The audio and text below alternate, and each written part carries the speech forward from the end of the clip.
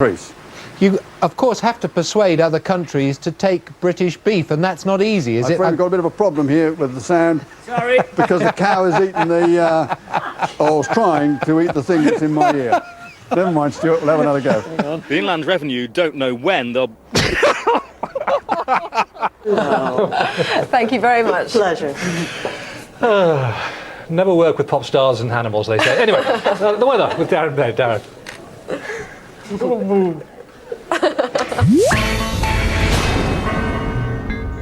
Of course, it's the news reporter that's drawn the short straw. Not for him, reading out loud in some nice warm studio. No, he's out in the field, sometimes literally a field or a park, contending with the mud, the weather, and of course, the great British public. It's 17 years since Liverpool last lifted a European trophy, and they're determined to celebrate here despite the rain. Next up it's Charlton on Saturday, and a chance to qualify for the Champions League. Damien Johnson, BBC News, in Liverpool. It's likely that Tootle and Coates Vieira will still have a hurdle to jump.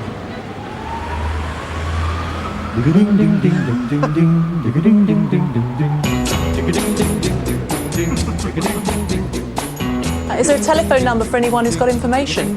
Yes, there is, and obviously the police are wanting this man to be caught as soon as possible. If you call through to the incident room, which is a Medway number...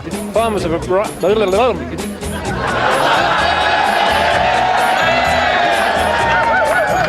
But we've learned that some of the top psychiatrists in the field are already conceding that a new environmental factor could be responsible.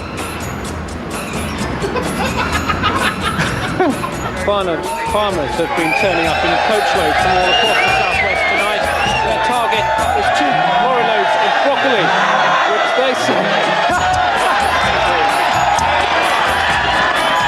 I think, to be honest, Kevin Keegan might be quietly satisfied with a draw. I think his concern maybe was that if England had won today, there'd be so much hype. Chris, I think you better come back to us in a minute. It's a fairly lively crowd. You're right there.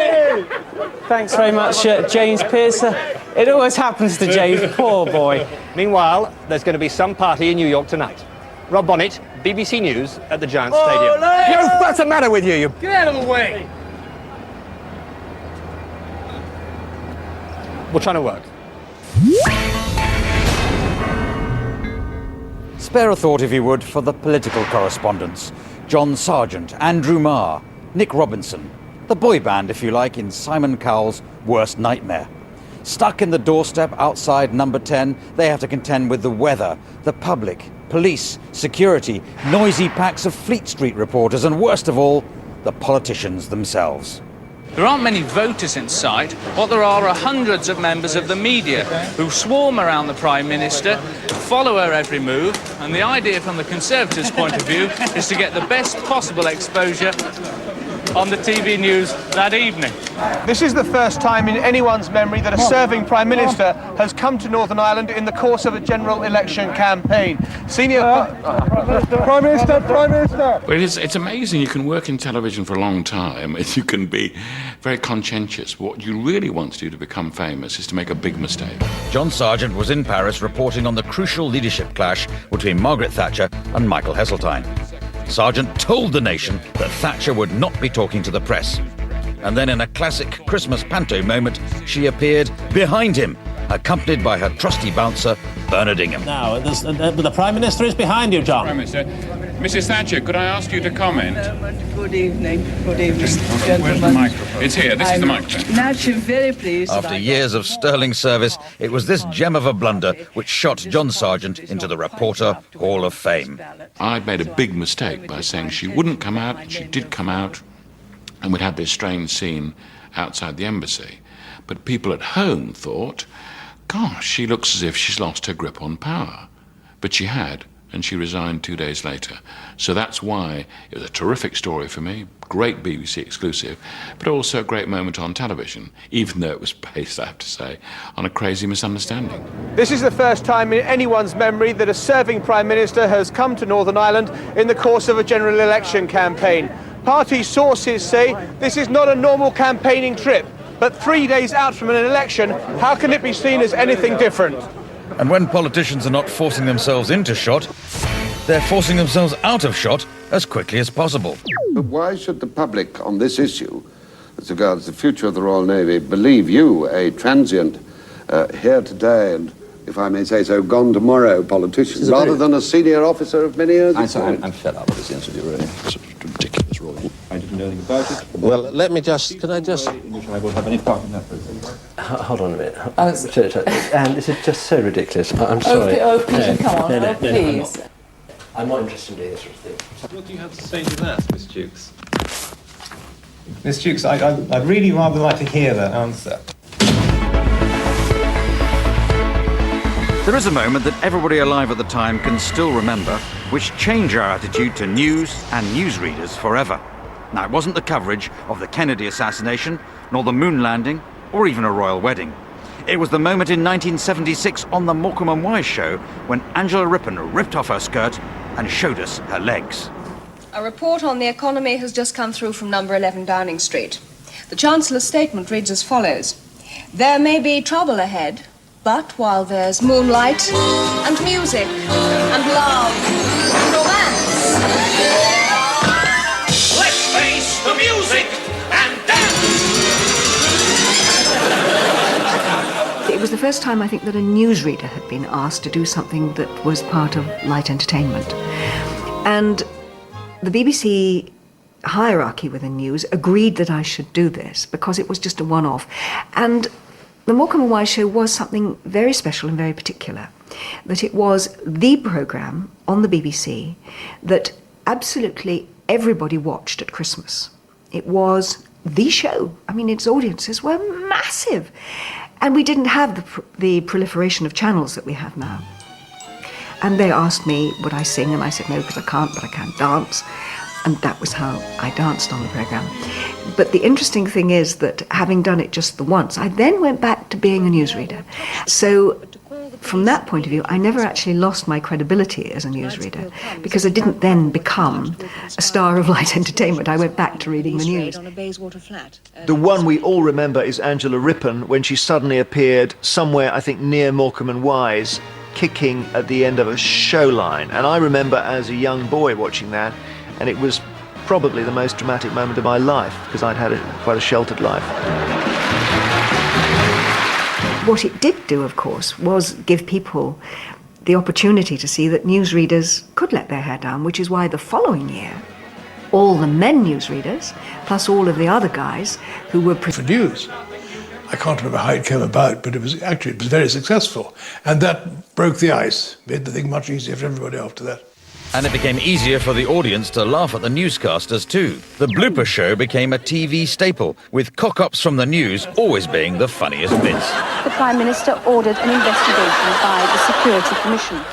Today it's been revealed that their main recommendation will be the introduction of lie detectors into this country.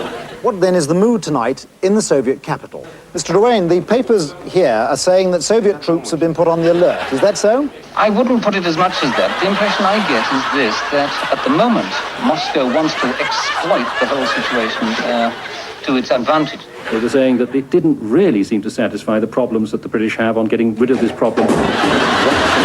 We seem to be having some problem here with the furniture. But flooding is still causing problems in Derbyshire, Leicestershire and the Severn Valley, where thousands of acres are underwater. Sorry about that.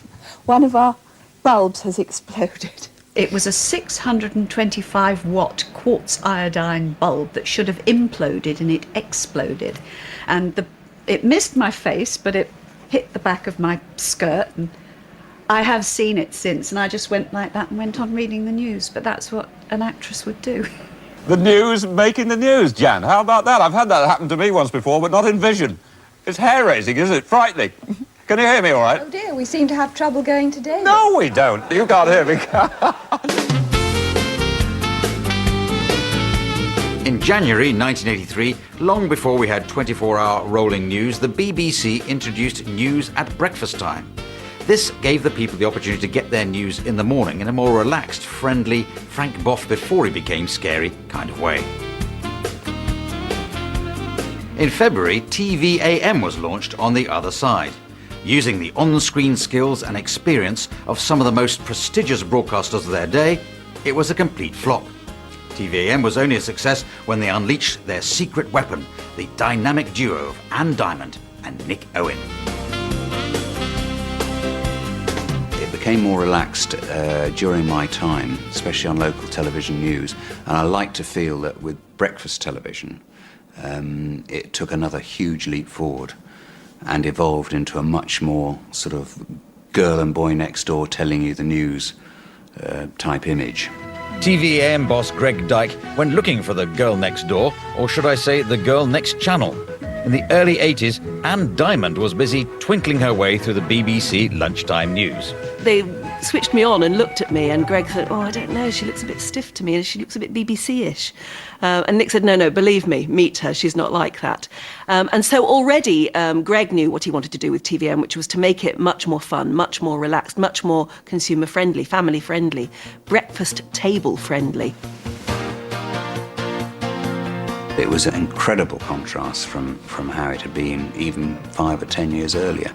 And we just wanted people to feel just like we're having a conversation rather than announcing, barking at people, telling them what was going on. We're trying to share it with them, you know. Away from the election, we've a packed programme. Anne and Nick's professionalism was tested to the limit, as they were asked to deliver gritty current affairs alongside many, shall we say, less pressing items. You're also with us today, and we've a rare story about the Pope, and I'll be discovering all about men's shirts. But first of all, let's find out what Fleet Street's been up to overnight. At around 3 hours, the breakfast shows on ITV and the Beeb were the longest slots of all to fill, which meant the content was often stretched thinner than the Green Goddess's leotard. With news taking up what seemed like only seconds of the programme's running time, guest interviews and general chit-chat on the affairs of the day became a useful way of eating up screen time. And I've collected a whole lot of other broadcasting clangers and hiccups that have happened to other people as well. And of course they usually happen in live shows, and this is a live show, so we'll find out what's going to happen today. You're not seeing any of my boobs on television this morning, Mike. I beg your pardon. No, you've already made one, you see. think perhaps we just have. The programmes became increasingly magazine in style, and after newscasters appeared on real comedy shows, the boys and girls in the news made the mistake of returning the invitation. In the afternoon, it'll get better, particularly from Ireland, but thunderstorms, I think, over Scotland this afternoon.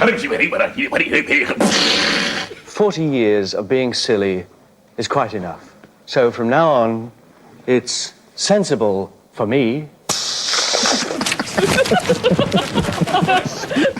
It seems if you put a comedian onto breakfast news, they feel compelled to take over the show. They can't help it. It's in their DNA.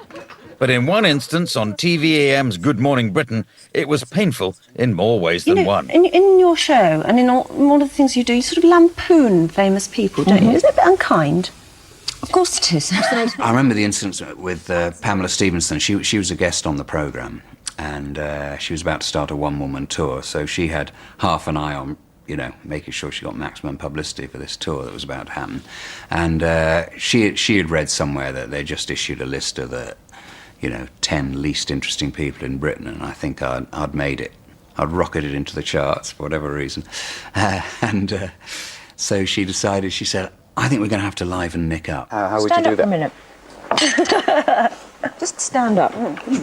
Right. Ah, yeah. Okay, I think that'll do for now. I think we'll probably stop there, don't you? Put him down, come on, hold his arms, hold his arms. Suddenly, she was trying to undo my belt. Anne was looking around for something to cover my embarrassment. Hide! What have you done here? I seem to remember sort of leaping on him at some point, purely as an act of kindness, you understand, as a very selfless attempt to improve his image, and ripping his trousers off. Oh no, this is a bit unfortunate. It was complicated by the fact that I'd only 2 weeks earlier had a back operation. I got slipped disc, and I'd had a major sort of manipulation under anaesthetic, so I was really heavily sort of corseted, a great concrete corset on me. So it was really painful. It was a really difficult thing to handle, because you don't want to say, stop it, you silly cow. I'm trying to resist, but I'm quite enjoying it. I was doing the man a huge favour. Most boring man in Britain suddenly became lively. Oh yeah, my turn. Oh my God, no, Nick got a bad back. And then it became excruciating, but not as painful as some situations our news broadcasters find themselves in. No news is good news may be true enough for the rest of us, but it's bad news for newsreaders. Watching them squirm when the satellite link has gone down or the film clip has gone missing is the newsreader's nightmare, but absolutely hilarious for those of us watching at home. So let's look at some footage of some newsreaders desperately filling in. Oh, we don't have that. Oh, we're coming up in just a moment. We're going to that footage. No, we've lost that for the moment. Well, I'm sorry, we had a bit of a mix-up there. But that was one of the lorry drivers telling us how he suffered at the hands of the French farmers. Well, you've been watching The World Today from the BBC.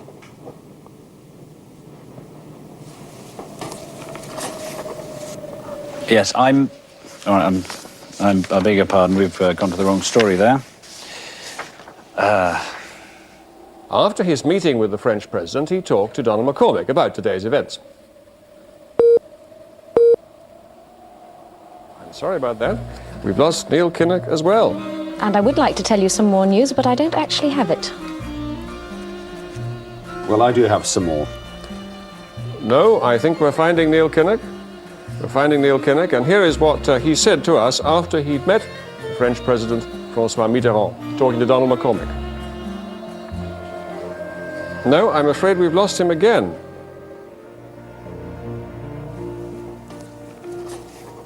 We think we're coming out of this programme now.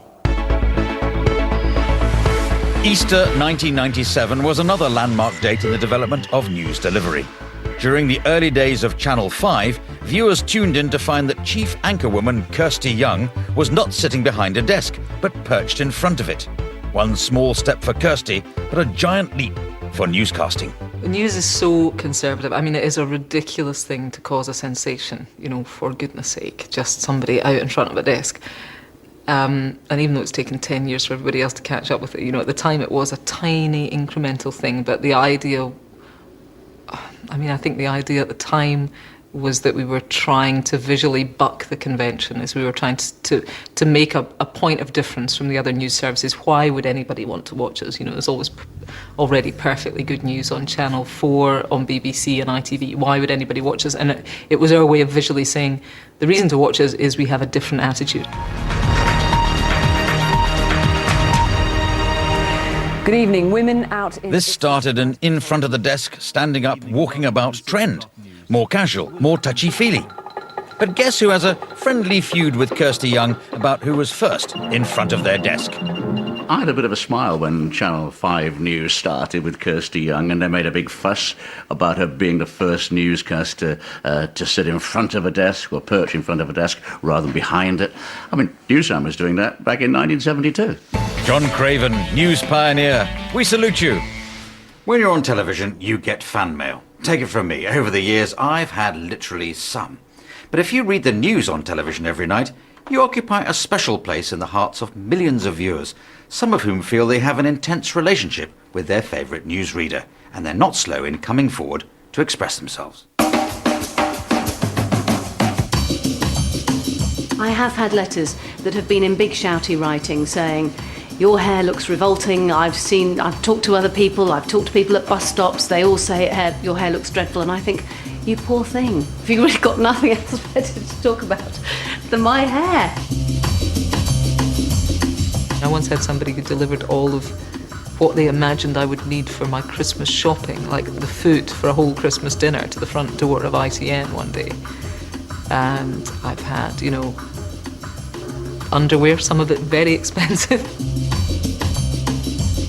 Oh, I've had a few, yeah. I had a few love letters in my time, and I've been sent quite a few pairs of knickers and things like that. And keeps it interesting, doesn't it?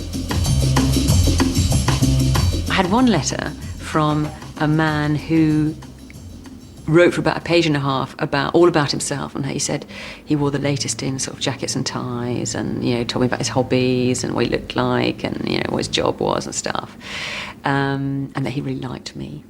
And then at the end he put, P.S. I have a medium-sized penis. And I thought, hang on, just the idea you would post about something being medium-sized just finished me off. And I have to say, I enlarged the letter and stuck it up in the newsroom. I thought it was so funny. Let us know what you think. The numbers are going to come up on the screen. You already have been. Yeah, plenty of you've been emailing us this morning. For instance, Trevor. Nowadays, of course, if we want to get in touch with our favourite newsreaders, we can do so while they're live on screen. Isn't technology wonderful? In the modern news age, we now have comments from viewers coming straight through to our desks instantaneously, which I want to say to viewers, the fact is they do come straight through to me. I think a lot of people feel there's a filter here somewhere. So, in the morning I get a lovely text saying, you are a total TWIT, your tie looks like you're wearing it for a bet. Why didn't you wash or shave, you sloppy? And I think, do you know that? Well, they probably do know I'm getting it directly. You're back with breakfast. Take a good look, ladies. They'll only be dangling here till 9:50. Over the years, the combination of a more relaxed approach, occasional slip-ups, saw the newsreaders revealing more individual character traits.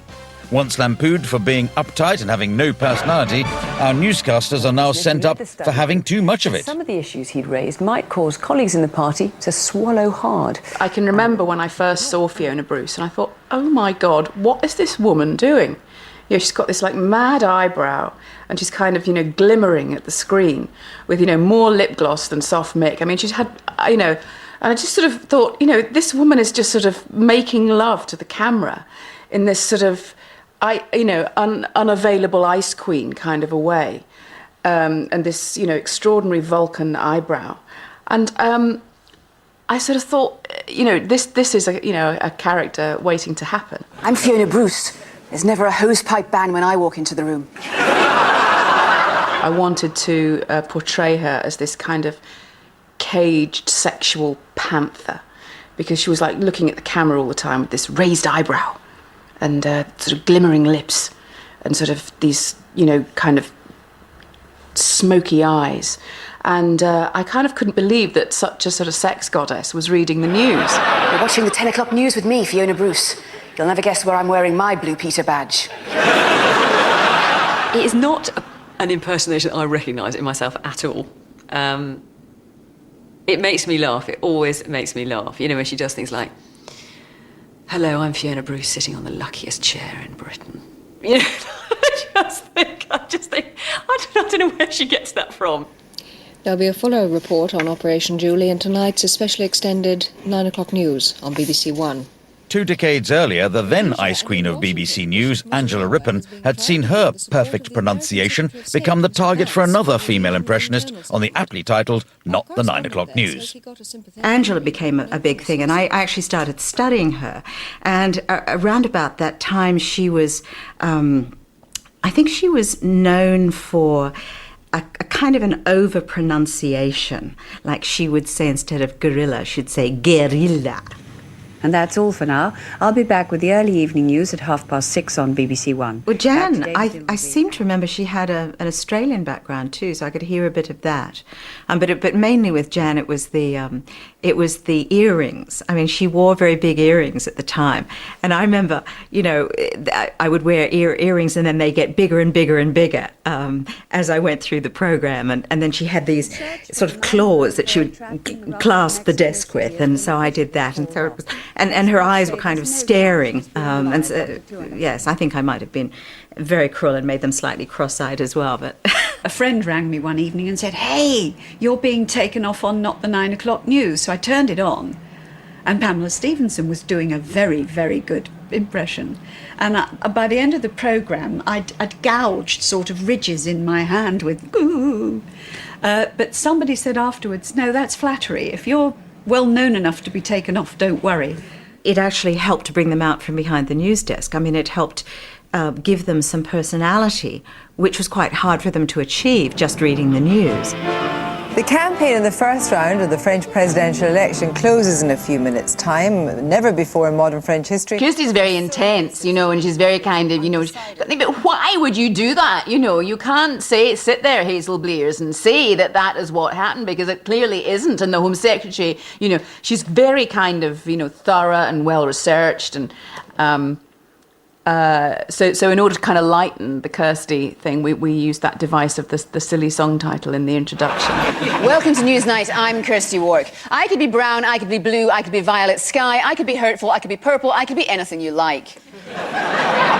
More on that story later. Actually, when they were recording an episode of Dead Ringers, I was doing Newsnight. And I went into the studio just as she was doing me, and so, you know, it was an experience for both of us. The evolution of television news has always been driven by the cutting edge of technology. All that clever stuff imparts authority and power. But in the fast-moving field of computer graphics, have they taken their desire to impress just a little bit too far? It used to be, we've got the biggest computer in the country and we're going to really impress you. We've now realised that people have got better computers on their desktops at home, and they've probably got more computing power on their mobile phones, and frankly nothing we really do with things flying across the screen and leaves falling is actually going to impress them very much at all. So we have to try and impress them with the idea. And the extraordinary one we had the last local elections was Ming as a rapper. Ming Campbell, you know, the guy's quite old. He's really trying to get down and groovy with young voters, and what would it be like if he was dressed up as Ali G? And of course, it sounds great on paper, but when you're actually standing in the studio at 3 o'clock in the morning and somebody says, when Ming dances, can you dance with him? You realise you have entered a kind of wonderland from which it is now impossible to escape. Go Ming with the blade. It takes a lot of practice, this, David. I don't know if we're going to see this, but in some ways, it'd be rather nice to see this in a couple of hours' time, wouldn't it? Didn't know we were going to be joined by David Brent halfway through the programme, but there we are. That's the news at 6:30. Now on BBC News 25, News 24 even. I don't know where I got that An from. extra hour, blimey. And when the 1990s brought us 24-hour rolling news, we were also gifted the possibility of 24-hour rolling cock-ups. Now on BBC News 25, 4 even. Good evening. You're watching BBC News 21, 24. Thanks, Mike. Thanks very much. Oh, sorry, my earrings just come off. Shall I put it on and you start? I'll just carry on. BBC News 24 coming up. Delighting her fans, the Queen Mother arrives for church with her family. Joining us now from Washington is Johnny Diamond. Pardon me, that's not Johnny Diamond. That's Philippa Thomas. Sarah, thank you very much. In his party conference speech, Gordon Brown, which camera are we on here? Well, joining us now is Henry Sokolsky. He was a weapons advisor on non-proliferation issues during the first Bush administration. Welcome to BBC News. Do you think... This is actually Eric Gustafson with the Education for Peace in Iraq Center. When you do 24-hour news, things constantly go wrong. I mean, just all the time. Things are not as we planned them. You look at the autocue is not working, so you need a script, and then you haven't got a script, so you've got to try to remember what happened before. You're talking to somebody and the line goes down. You've got to try and remember. You come back to them a bit later. What did they say, and what did so-and-so say to so-and-so? Oh, wait a minute, we've got the man on sport here, but, oh, he's not here, it's somebody else. You introduce the weather, but who's doing the weather? I can't remember who's doing the weather. Oh, it's so-and-so. No, it's not, it's somebody else. Oh, it's endless. It was a pot. Oh, sorry. So sorry. I was chatting to Matthew and to what's your name? Jane. That's right. Sorry. The thing about rolling news is that you have to fill an awful lot of time, and things are changing around you, and you won't necessarily be that clear about. You know you've got to interview about 3 or 4 guests. The order of them might change. You're not quite sure who it's going to be, and so it is so easy to just make the most enormous and horrendous cock-ups. And 24-hour rolling news has created a new category of cock-up. The right interview with the wrong guest. Quality. Managing Director of Internet at NTL, Jerry Rust, joins me now. What's gone wrong? What's gone wrong in your offer? I'm afraid this is not what I'm talking about. I'm afraid we obviously have the wrong guest here. That's deeply embarrassing for us. The head of the NUT's Education Department is John Bangs. He's in our central London studio. Well, he was in our central London studio, but he seems to have disappeared, so hopefully we shall go back to him later on. Which began its campaign today, has been formed by 2 existing groups of fans. One is the National Federation of Supporters Clubs, and its chairman Ian Todd joins me here in the studio now. Thanks very much indeed for coming in. Thank you. What's the problem at the moment? In Iraq. With the football fans? Oh, sorry. You got the wrong one. I'm in Iraq. Well, I'm terribly sorry. We appear to have the wrong guest here. Sorry. We'll try and come back to you in a little while. But the undisputed champion of the wrong guest division is the BBC News 24 incident involving the charming but inappropriate Guy Gomer. So what does this all mean for the industry and the growth of music online? Well, Guy Cooney is the editor of the technology website News Wireless. Hello, good morning to you. Good morning. Were you surprised by this verdict today? I'm very surprised to see this verdict to come on me, because I was not expecting that. It was an item in one of the business slots on News 24, and the business producer went downstairs to reception and said, is Guy here for BBC News? And Guy Gomer put his hand up. There were two guys there, but the wrong guy put his hand up first and came upstairs. And as you know, he was here for an interview, but it wasn't for an interview for News 24, it was for an interview for a job. So he came up here and, you know, fairly remarkably, while he was having a microphone put on him and put on set, he didn't actually say, I'm not here to appear on telly. He obviously thought we had some sort of weird selection process at the BBC. With regards to the cost that's involved, do you think now more people will be downloading online? Actually, if you can go everywhere, you're gonna see a lot of people downloading to the internet and the website, everything they want.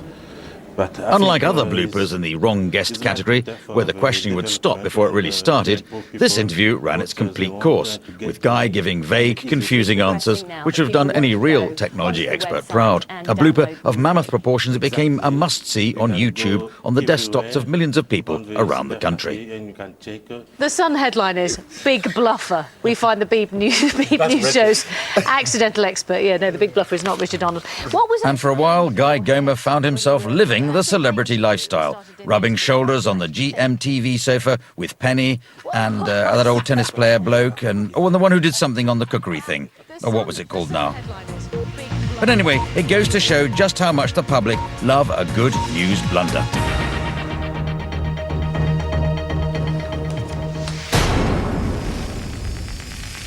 I think it's fine, the camera. In our celebrity-obsessed world, where anything involving the words Britney, Doherty or Rooney is considered news, it's not surprising that TV newsreaders have become TV personalities in their own right. They used to just have to know how to pronounce the leaders of China or Chad, but now they have to bone up on the foxtrot and the cha-cha-cha. She gets too hungry. What is it that draws newsreaders inexorably towards dancing? I mean, apart from the fact they get to hang out with beautiful people, and their celeb status is upped, and they get to bask in the applause of an adoring public. I mean, what's in it for them? I think there is no harm at all in the public seeing newscasters, people who they're going to hear sometimes very good news, but often very bad news, to see that they are human beings, that they do have other interests, that they are willing to try other things. And now they're all at it. Newsreaders, young and old, cunningly using children in need as an excuse to cavort shamelessly in risque costumes, prancing around in the hope of catching the eye of a West End casting director. Back behind your desks, the lot of you. Surely there must be one of them who still approaches this whole news thing professionally. Just a jump to the left. Well, my image, frankly, is not that of a cheeky, chirpy chappy. I have a public image which is rather somber. I mean, I haven't gone through my professional life roaring with laughter, and people find it strange when they discover that I can. Put your hands on your hips. I think generally speaking, if newscasters don't let their hair down very often, and my goodness, most of them don't have enough hair to let down anyway, then we're quite happy to see them once a year doing something for children in need.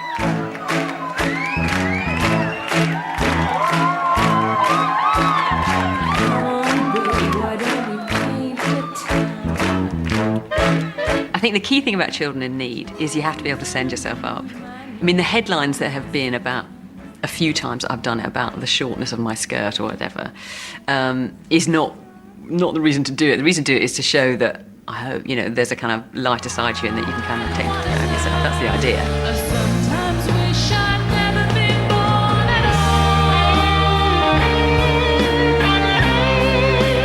Now, I'm no killjoy. I'm as partial as the next man to the sight of Hugh, Jeremy and Dermot in PVC hot pants, miming away to YMCA. You really don't know what you're missing in the BBC Club on a Friday night. But a little nagging voice at the back of my head can't help hankering back to the time when newsreading was an altogether more serious occupation. Scotland Yard have just issued an appeal for information about... Certainly, we're not quite so strictured in the way that we were when I started reading the news back in the 70s. And I think that's a good thing. But I would hate ever to see the news go so overboard that, you know, people were kind of lounging around, that newsreaders didn't wear ties, that it didn't have that formality. Anyway, Claire's here having a fight with Penny at the moment. Leave her alone. She's just walked past like this, just like, you know. She wants to be a weather girl. She wants to be a weather girl. Yeah, just so it's kind of going to be a bit Ant and Dec were over there. We're supposed to see the map there. She's blotted out the whole Yes. island there. France Prime Minister. Well, you know, I think Angela Rippon has a point. A certain gravitas in our newsreaders ensures we all take the business of news seriously. Now, though, we join our news teams across the UK.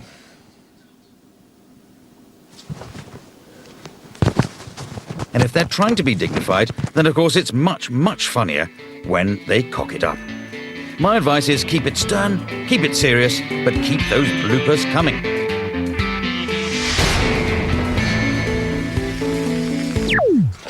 Animal welfare groups from more than 70 countries are urging Spain to ban bullfighting. And I think for most, it'll be fine. Oh, what is that there? What is that splodge? That's somebody's head. Oh, eating my breakfast. Marvellous. Caught in the act. Caught in the act. It looks very nice. You just get on. I am so hungry. You do this bit. This is BBC News 24. Oh, I beg your pardon. I'd lost you there for a second. I was reading international world news. I could have carried on, but I thought I'd dub you in it. You embarrassed me. Thank you very much. Hello? Okay, there's not anyone there. That's international news. Now, World Business Day with Owen Thomas follows after the break. Hello? Do not put this out. And joining showbiz